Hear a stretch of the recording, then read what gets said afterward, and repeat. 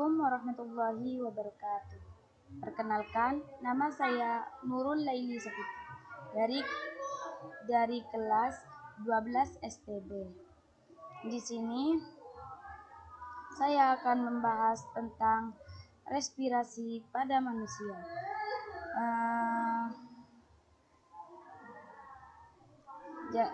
Saya dari SMA Nazhatul Tulab. Jadi di sini materi tentang respirasi. Respirasi adalah proses yang terjadi ketika tubuh mendapatkan oksigen dari udara dan mengeluarkan karbon dioksida keluar dari dalam tubuh. Selain pertukaran gas, respirasi juga membantu dalam menyaring, menghangatkan, serta melembabkan udara yang masuk ke dalam sistem pernapasan.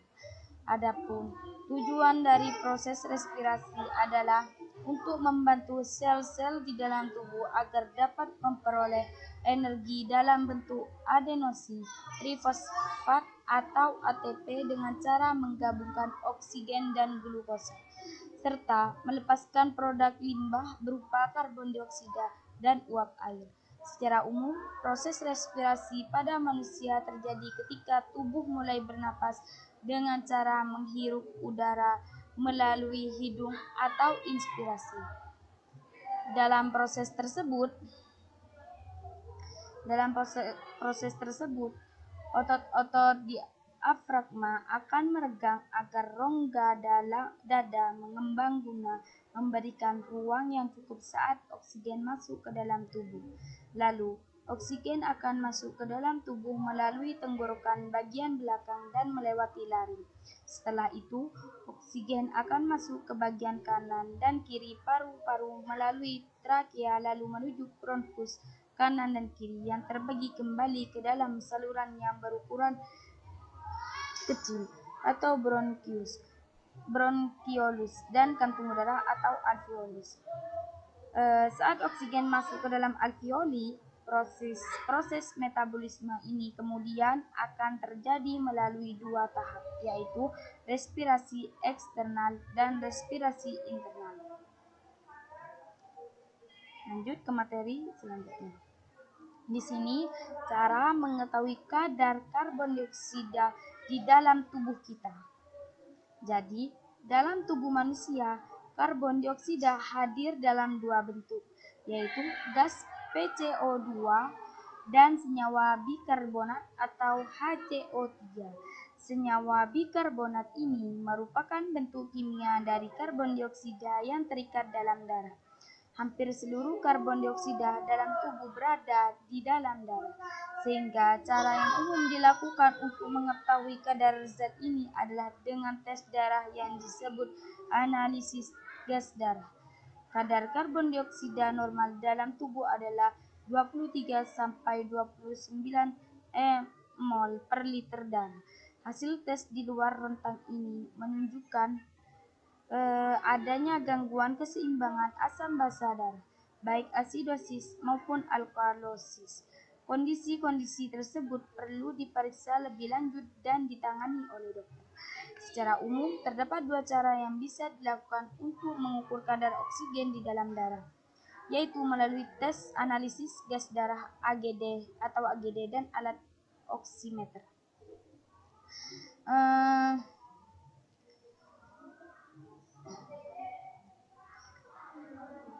Yang pertama, analisis gas darah atau AGD, arterial blood gas atau ABG. Tes atau analisis gas darah atau AGD adalah prosedur pemeriksaan yang dilakukan dengan mengambil sampel darah dari pembuluh darah arteri.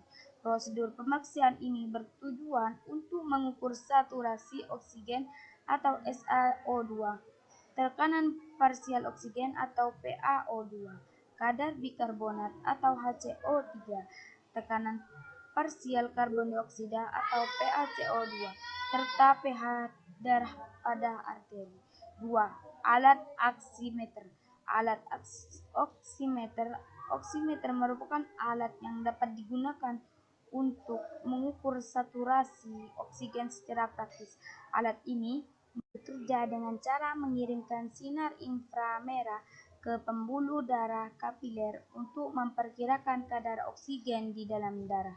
Kendali demikian, pengukuran saturasi oksigen dengan oximeter dinilai tidak terlalu akurat jika dibandingkan dengan AGD.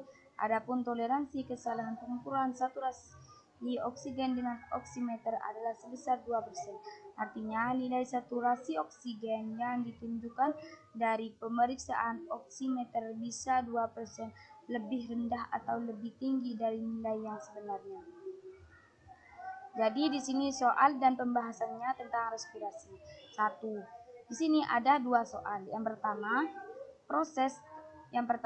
proses transport dan pertukaran gas pada sistem pernapasan manusia dapat terbagi menjadi transport oksigen dan transport karbon dioksida. Manakah pernyataan yang benar mengenai proses transport oksigen? A. 97% oksigen dalam darah terikat oleh hemoglobin atau Hb, eritrosit, dan sisanya larut dalam plasma darah. B. Hemoglobin mempunyai 2 gugus heme yang dapat berikatan dengan O2 membentuk oksihemoglobin atau HbO2. C. Setiap molekul Hb mengandung 2 gugus heme sehingga molekul tersebut dinyatakan sebagai Hb2. D. Jika 2 molekul Hb berikatan dengan 4 molekul O2 maka akan terbentuk HbO2. Reaksi pengikatan Hb dengan O2 berlangsung lambat. Jadi pembahasannya, transport dan pertukaran oksigen pada tubuh melalui 2 jalur 3%. Larut dalam plasma darah dan 97% diikat oleh hemoglobin. Hemoglobin tersusun atas globin, apoprotein, dan 4 gugus.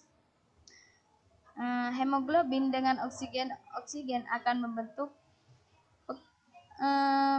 si hemoglobin atau HbO2 yang reaksinya berlangsung cepat. Jadi jawabannya pernyataan yang benar adalah A, yaitu 97% oksigen dalam darah terikat oleh hemoglobin atau Hb, eritrosit, dan sisanya larut dalam plasma darah. Jadi di sini soal yang kedua. Yaitu karbon dioksida merupakan produk buangan respirasi. Namun, keberadaannya di dalam darah sangat penting karena karbon dioksida berfungsi sebagai A. Pengatur pH darah, B. Antioksida utama, C. Pengatur tekanan darah, D. Pengikat ion hidrogen, E. Pengatur laju pernafasan. Jadi pembahasannya, kadar karbon dioksida yang tinggi menyebabkan darah menjadi asam adalah penurunan pH darah. Penurunan tersebut menyebabkan ada peningkatan laju pernapasan yang diatur oleh medula oblongata atau sumsum lanjutan. Jadi jawabannya E, yaitu pengatur laju pernapasan. Next. Thanks Bu. Terima kasih. Jadi terima kasih atas perhatiannya. Jika ada salah mohon maaf. Cukup sekian. Kurang lebihnya mohon maaf. Cukup sekian dari saya. Assalamualaikum warahmatullahi wabarakatuh.